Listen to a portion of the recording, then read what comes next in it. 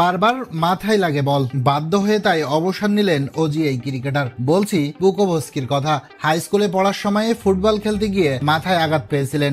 Will পুকোভস্কির জীবনটা এরপর থেকে কেটেছে আঘাতে আঘাতে। আরো স্পষ্ট করে বললে মাথায় পাওয়া আঘাতে। পেশাদার ক্রিকেটে 7 বছরে 10 বার বল লেগেছে তার মাথায়। একের পর এক কনকাশনে জীবনটাই হয়ে উঠেছে বিপন্ন। অস্ট্রেলিয়ার হয়ে এক টেস্ট খেলার পরেই তাই বিদায় বলতে বাধ্য হলেন এই ক্রিকেটার। ওজি ক্রিকেটে 460 নম্বর ব্যাগি গ্রিন ক্যাপের মেয়াদ তাই শেষ হলো এক টেস্টেই। একের পর এক কনকাশনে পড়ে 27 বছর বয়সেই নিজেকে সব ধরনের ক্রিকেট থেকে গুটিয়ে নিয়েছেন এই ক্রিকেটার। অস্ট্রেলিয়ান রেডিওতে সাক্ষাৎকারে নিজের ক্যারিয়ারের ইতি টানার কথা জানিয়ে দেন এই ওপেনিং ব্যাটার। তিনি বলেন, আমি ক্রিকেটকে সবকিছু দিয়েছি, কিন্তু বারবার মাথায় আঘাত পাওয়ার পর বুঝেছি এটা আমার শরীরের জন্য আর সম্ভব নয়। আমি জানি আমার এই সিদ্ধান্তে অনেকেই হতাশ হবে, কিন্তু আমার কাছে এটা জীবন মরণের প্রশ্ন। আমি আর ক্রিকেট খেলতে পারবো না। প্রথমবারের মতো 2017 সালে নিজের ডেবু ম্যাচে ফিল্ডিং করার সময় মাথায় আঘাত পান পুকোভস্কি। সেই বছরের অক্টোবর-নভেম্বরে তাসমানিয়ার বিপক্ষে ম্যাচের সময় বল আঘাত করে তার হেলমেটে। 2018 সালের মার্চে ফের আঘাত পান তিনি। 2020 সালের ফেব্রুয়ারিতে পেয়েছিলেন ব্যাটের আঘাত। সেই বছর ভারতের বিপক্ষে অভিষেক ম্যাচেও বলের আঘাতে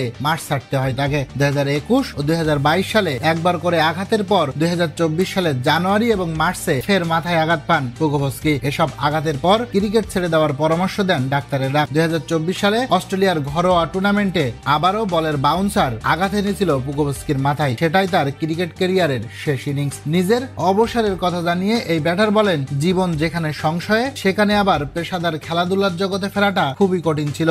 আমি আর ঝুঁকি নিতে চাই না। সবশেষ কনকাশনের পর কিছু কিছু উপসর্গ রয়েই গিয়েছিল, আর এ কারণেই এই সিদ্ধান্ত নিতে বাধ্য হলাম। তাই সবশেষ একটা কথাই বলবো প্রিয় দর্শক, মাঝে মাঝে জীবন আর ভাগ্য আপনাকে এমন পর্যায়ে নিয়ে যায় যেখানে আপনি কখনোই যেতে চাননি।